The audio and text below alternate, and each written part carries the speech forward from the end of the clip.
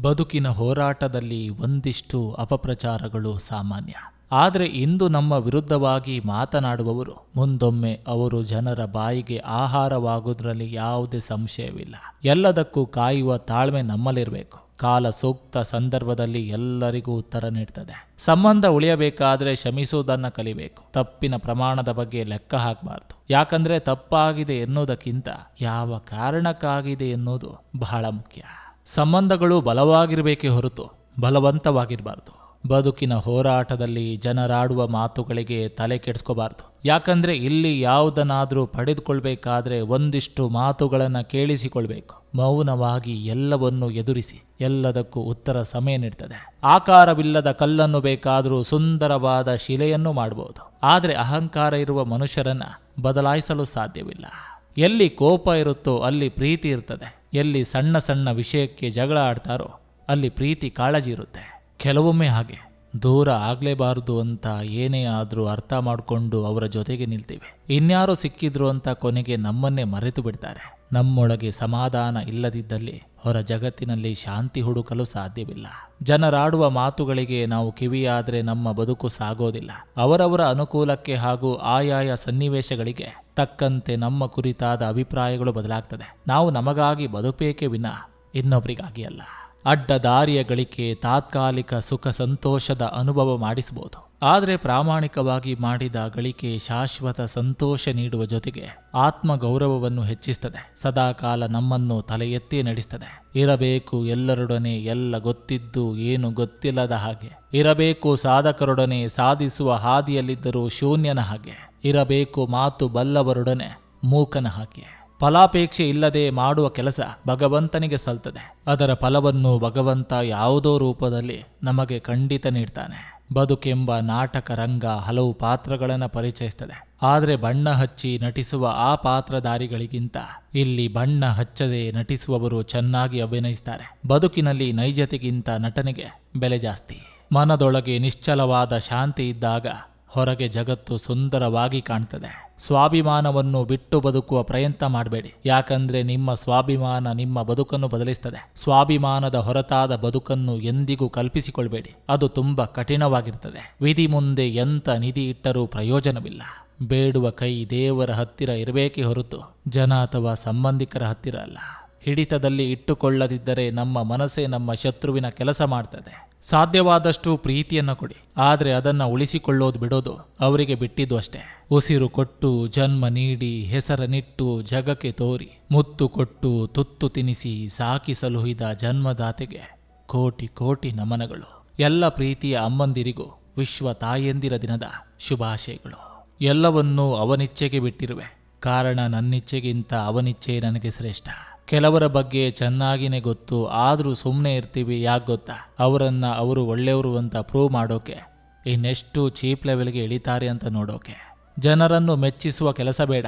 ಜನರ ಮೆಚ್ಚುಗೆ ತಾತ್ಕಾಲಿಕ. ಆತ್ಮಸಾಕ್ಷಿ ಹಾಗೂ ದೇವರು ಮೆಚ್ಚುವಂತ ಕೆಲಸ ಮಾಡು. ಅದರ ಫಲ ಜನ್ಮ ಜನ್ಮಾಂತರ. ಹಣ, ಸಂಪತ್ತು, ಗೆಳೆತನ, ಬಾಂಧವ್ಯ ಇವೆಲ್ಲವನ್ನು ಕಳೆದ್ರೂ ಬದುಕ್ಬೋದು. ಆದರೆ ನೆನಪಿಡು, ನಿನ್ನನ್ನೇ ನೀನು ಕಳೆದುಕೊಂಡರೆ ಬದುಕುವುದು ಕಷ್ಟ. ನಾಳೆ ಎಂಬುದು ಖಚಿತವಾಗಿ ಬರುತ್ತದೆ. ಆದರೆ ಅದನ್ನು ಹೇಗೆ ರೂಪಿಸಿಕೊಳ್ಳಬೇಕೆಂಬುದನ್ನು ಇಂದು ನೀವು ನಿರ್ಧರಿಸಬೇಕು. ಮೂಕನ ಮಾತು ಬಹಳ ಬೇಗ ಅರ್ಥ ಮಾಡ್ಕೋಬಹುದು. ಆದರೆ ಮುಖವಾಡ ಧರಿಸಿ ಹಿಂದೆ ಮಾತನಾಡುವವರ ಮಾತುಗಳು ಅರ್ಥ ಮಾಡಿಕೊಳ್ಳೋಕೆ ಆಗೋದಿಲ್ಲ.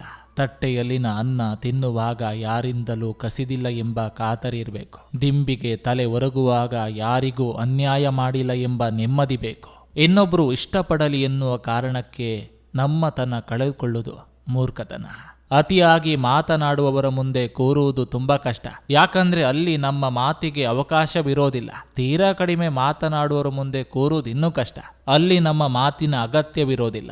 ಜೀವನದಲ್ಲಿ ಯಾವುದಕ್ಕೂ ಪಶ್ಚಾತ್ತಾಪ ಪಡಬಾರ್ದು. ಒಳ್ಳೆಯದಾದರೆ ಅದ್ಭುತ ಎಂದು ಭಾವಿಸಬೇಕು. ಕೆಟ್ಟದಾದರೆ ಅದೊಂದು ಅನುಭವ ಎಂದು ಪರಿಗಣಿಸಬೇಕು. ನಿಂದನೆಗೊಳಗಾದವರು ಜೀವನದ ನಿರ್ದೇಶಕರಾಗ್ತಾರೆ. ನಿಂದಿಸಿದವರು ಕೇವಲ ಪಾತ್ರಧಾರಿಗಳಾಗ್ತಾರೆ. ಇದಕ್ಕೆಲ್ಲ ನಿರ್ಮಾಪಕ ಆ ಭಗವಂತನಾಗಿರ್ತಾನೆ. ಸಮಯವು ಜನರನ್ನ ಬದಲಾಯಿಸೋದಿಲ್ಲ. ಸಮಯವು ಜನರ ನಿಜವಾದ ಗುಣವನ್ನ ತೋರಿಸ್ತದೆ. ಅರ್ಹತೆಯಿಂದ ಅವಕಾಶ ಸಿಕ್ಕರೆ ಯೋಗ್ಯತೆಯಿಂದ ಮರ್ಯಾದೆ ಸಿಗ್ತದೆ. ಸುಳ್ಳು ನಗುತ್ತಿರುವಾಗ ಸತ್ಯ ಅಳುತ್ತಿರಬಹುದು. ಆದರೆ ಸತ್ಯನಕ್ಕಾಗ ಸುಳ್ಳು ಸತ್ತೇ ಹೋಗಿರ್ತದೆ. ಪ್ರತಿಯೊಬ್ಬ ಮನುಷ್ಯನಿಗೆ ಬದುಕಿರುವವರೆಗೂ ಏನಾದರೂ ಸಾಧಿಸುವ ಛಲ ಮತ್ತು ಭರವಸೆ ಎರಡೂ ಇರಲೇಬೇಕು. ಭಯ ಇರಬಾರ್ದು. ಸಮಯದ ಬೆಲೆಯನ್ನು ಅರಿತವನೇ ಬಾಳಿನ ಬೆಲೆಯನ್ನು ಅರಿತವನಾಗಿರ್ತಾನೆ. ಬದುಕಿನಲ್ಲಿ 95% ಸಮಸ್ಯೆಗಳು ಸೃಷ್ಟಿಯಾಗುವುದು ನಮ್ಮ ಮಾತಿನ ಧ್ವನಿಯಿಂದ. ಏನು ಹೇಳ್ತೇವೆ ಎನ್ನುವುದಕ್ಕಿಂತಲೂ ಹೇಗೆ ಹೇಳ್ತೇವೆ ಎನ್ನುವುದೇ ಬಹಳ ಮುಖ್ಯ. ಧ್ವನಿ ಬದಲಾದ್ರೆ ಬದುಕೆ ಬದಲಾಗ್ತದೆ. ಅಂಜಿ ಬದುಕಬೇಕಾಗಿರುವುದು ಭಗವಂತನಿಗೆ ಹೊರತು ಯಾರು ಎಲುಬಿಲ್ಲದ ನಾಲಿಗೆಯಿಂದ ನಮ್ಮ ಬಗ್ಗೆ ಕೆಟ್ಟದಾಗಿ ಮಾತಾಡ್ತಾರೆ ಎಂಬ 4 ಜನರಿಗಲ್ಲ.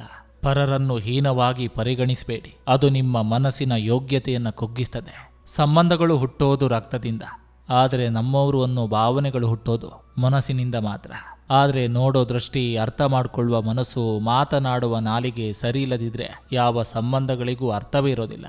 ಉಚಿತವಾಗಿ ಆಕ್ಸಿಜನ್ ಕೊಡುತ್ತಿದ್ದ ಮರಗಳನ್ನು ಹಣಕ್ಕಾಗಿ ಮಾರಿದ್ರು. ಇಂದು ಹಣ ಕೊಟ್ಟರೂ ಆಕ್ಸಿಜನ್ ಪಡೆಯೋದಕ್ಕೆ ಆಗದೆ ಪರದಾಡುತ್ತಿರುವರು. ವಾಸ್ತವವನ್ನು ಒಪ್ಪಿಕೊಂಡು ಮುಂದೆ ನಡೆದು ಬಿಡು. ಇಲ್ಲಿ ಎಲ್ಲರದು ಮುಖವಾಡದ ಬದುಕೆ.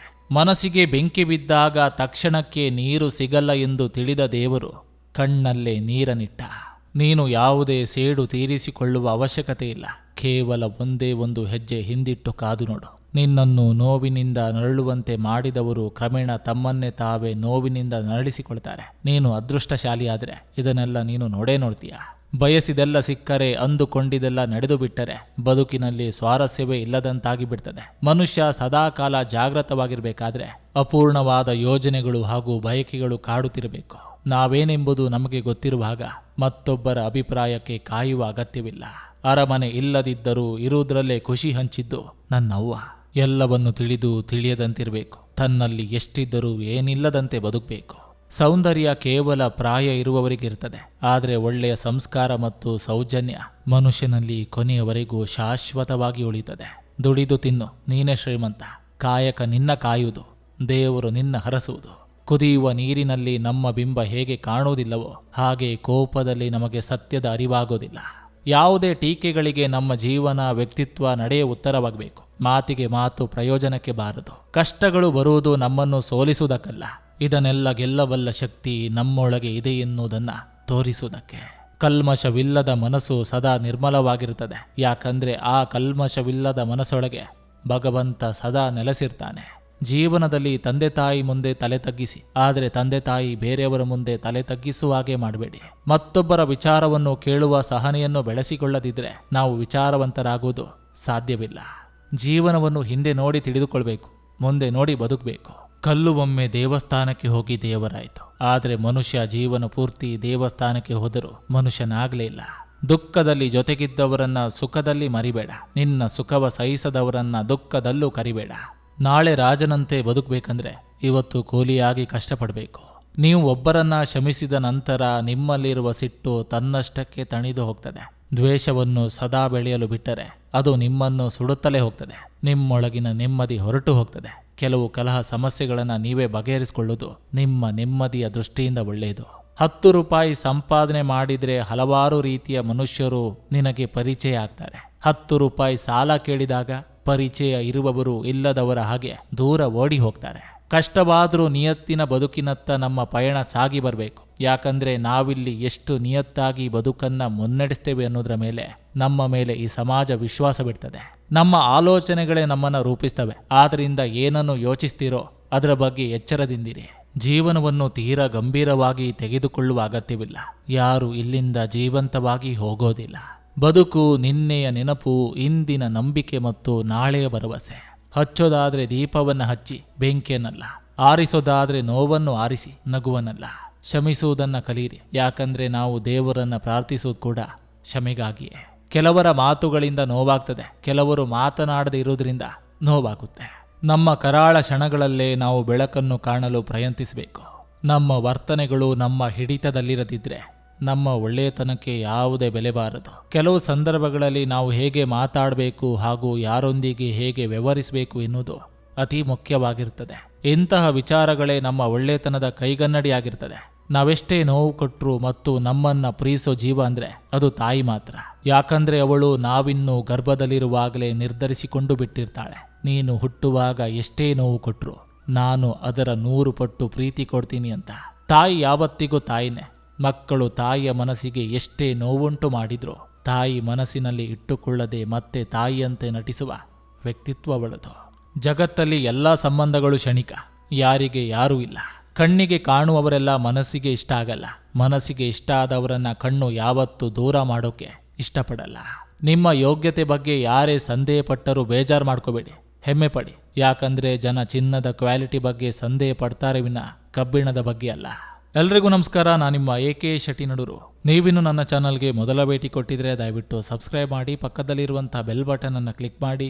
ಈ ಸಂಚಿಕೆ ನಿಮಗೆ ಇಷ್ಟವಾಗಿದ್ರೆ ದಯವಿಟ್ಟು ಒಂದು ಲೈಕ್ ಮಾಡಿ, ಜೊತೆಗೊಂದು ಕಮೆಂಟ್ ಮಾಡಿ ಅಂತ ಹೇಳ್ತಾ ಮತ್ತೆ ಮುಂದಿನ ಸಂಚಿಕೆಯೊಂದಿಗೆ ಅತಿ ಶೀಘ್ರದಲ್ಲಿ ನಿಮ್ಮನ್ನ ಭೇಟಿ ಆಗ್ತೇನೆ. ಎಲ್ರಿಗೂ ಒಳ್ಳೆಯದಾಗಲಿ.